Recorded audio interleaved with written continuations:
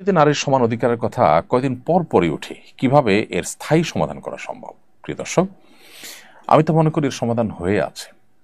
যারা কয়দিন পর পরই এ কথা তোলে, তাদের ন্যূনতম যদি লজ্জা থাকতো, তাহলে তারা এটা তুলতো না। কারণ এটাকে দেশের মানুষ প্রত্যাখ্যান করেছে বহু আগে। মনিউদ্দিন ফখরুদ্দিন আমলে, বিগত সরকারের আমলে বিভিন্ন সময় এটার জন্য চেষ্টা করা হয়েছে, কিন্তু দেশের মানুষ সেটাকে রুখে দিয়েছে, প্রত্যাখ্যান করেছে।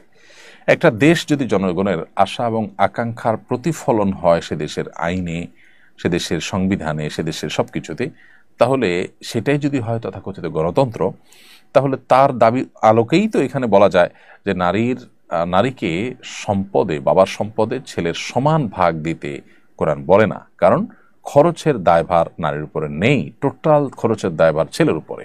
বিধায় মেয়েকে এখানে যে অর্ধেক দিতে বলা হয়, সেটাই তার জন্য আসলে অনেক, কারণ খরচের বেলায় সে শূন্য।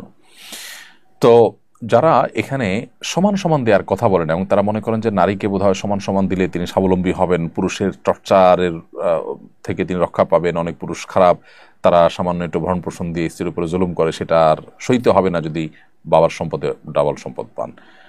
প্রশ্ন হলো যে বাবার সম্পদে এক আনা পাচ্ছেন, সেখানে দুই আনা পালে, ডাবল পাইলে আর এই জুলুম তার হবে না, তিনি সুখের সংসার করতে পারবেন, এই গ্যারান্টি আপনাকে কে দিয়েছে? আমরা তো দেখি যে সমস্ত মেয়েরা সচ্ছল, যে সমস্ত মেয়েরা নিজেরা উপার্জন করছেন, চাকরি বাকরি করছেন, তাদের দাম্পত্য জীবনে অশান্তি আরো বেশি। তারা তো বরং পারিবারিক জীবনে সুখ শান্তিতে কম আছে। প্রত্যেকটা জরিপ এবং প্রত্যেকটা সার্ভে এই তথ্যই দিচ্ছে আমাদেরকে। তাহলে বোঝা গেল যে নারীকে সম্পদ এর ক্ষেত্রে বা ভাইয়ের সমান বোনকে যদি দেওয়া হয়, তাহলেই শুধুমাত্র এই সমস্যা দূর হয়ে যাবে, তার জুলুম কমে যাবে, তা কিন্তু নয়। বরং বরং যেটুকু শরীয়ত তাকে দিয়েছে সেটুকু যদি তাকে আদায় করার ব্যবস্থা থাকে, যেমন বাবার সম্পদে তিনি পান, মায়ের সম্পদে তিনি পান, ভাইয়ের সম্পদে তিনি পান, বোনের সম্পদ তিনি পান, স্বামীর সম্পদ তিনি পান, এবং সন্তানদের সম্পদ তিনি পান, মোহর হিসাবে তিনি পান, তার সব পাওনাগুলো যদি আদায়ের ব্যবস্থা থাকে, তাহলে সেটা দিয়ে কিন্তু তিনি স্বাবলম্বী হতে পারেন, নিজের পায়ে নিজে দাঁড়াতে পারেন। অতএব নারীকে সমাধিকার দেওয়ার কথা বলে মূলত সমাজকে পরিবারের যে বন্ধন আছে, আমাদের পারিবারিক যে সুখ আছে, এটা দূর করার অপপ্রয়াস চালাচ্ছে এক শ্রেণী মানুষ। কারণ তখন পশ্চিমাদের মতো পরিবার ব্যবস্থাপনা থাকবে না, এবং এর কুফল আমাদেরকে ভোগ করতে হবে। আল্লাহ তাআলা আমাদেরকে বোঝার তৌফিক দান করুন। চাকরিরত অবস্থায় একজন কলিগ অন্য কলিগের খারাপ দিকগুলোর ব্যাপারে সতর্ক করার নিয়তে বলা যেতে পারে কিনা? হ্যাঁ, কোনো কলিগের খারাপ দিক আপনি এমন কাউকে বললেন যিনি তার সাথে কাজ করবেন বা করতে যাচ্ছেন বা করছেন, যেটা না জানলে তিনি ক্ষতিগ্রস্ত হয়ে যেতে পারেন, সেই জায়গা থেকে তার কোনো দুর্বল খারাপ দিক তার কাছে প্রকাশ করলেন যে ভাই আপনি তার সাথে কাজ করবেন বা করতে যাচ্ছেন বা করছেন, তার মধ্যে কিন্তু এই খারাপ দিক আছে যেটা আপনাকে স্পর্শ করতে পারে। এরকম যদি হয় তাহলে আপনি বলতে পারেন, সেটা গুনাহ হবে না। কিন্তু তার যেই খারাপ দিকটা থেকে আপনার আসলে কোনো লাভ ক্ষতির ব্যাপার নেই, ধরুন তার চারিত্রিক সমস্যা আছে, তো এতে আপনার কোনো অসুবিধা যদি না থাকে, তাহলে আপনার কাছে কেউ বললে সেটা অবশ্যই গীবত হবে এবং সেটা নিষিদ্ধ হবে। কারণ এখানে সংশোধনের ব্যাপার, আপনার আত্মরক্ষার ব্যাপার, আপনি ক্ষয়ক্ষতি থেকে বাঁচার কোনো ব্যাপার এখানে নেই।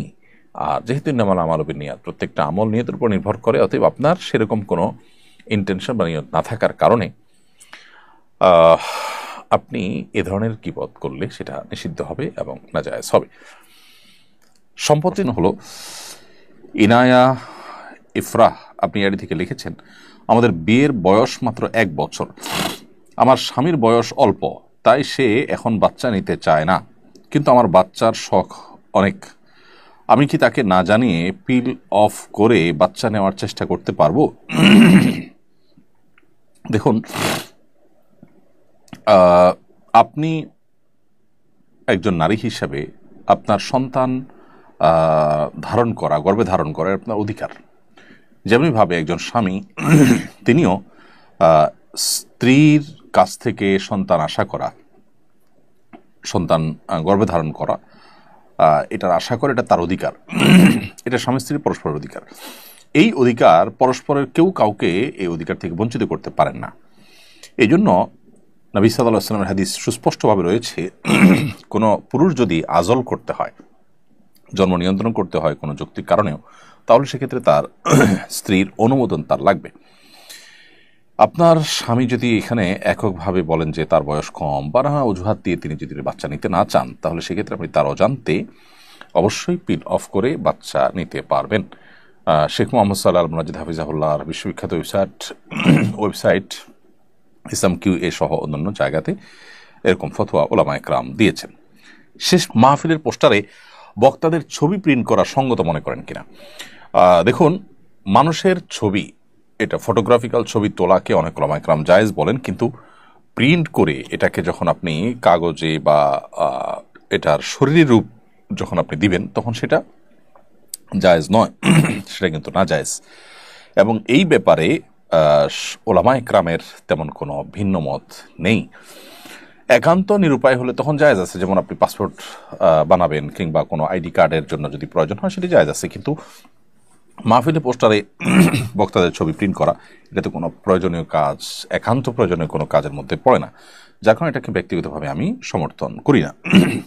অনেক ক্ষেত্রে আমাদের ছবিও কেউ কেউ প্রিন্ট করেন, সেটা আমাদের অনুমতি ছাড়া, আমরা সেটা যদি জানতে পারি তাদেরকে নিষেধ করি সাধারণত।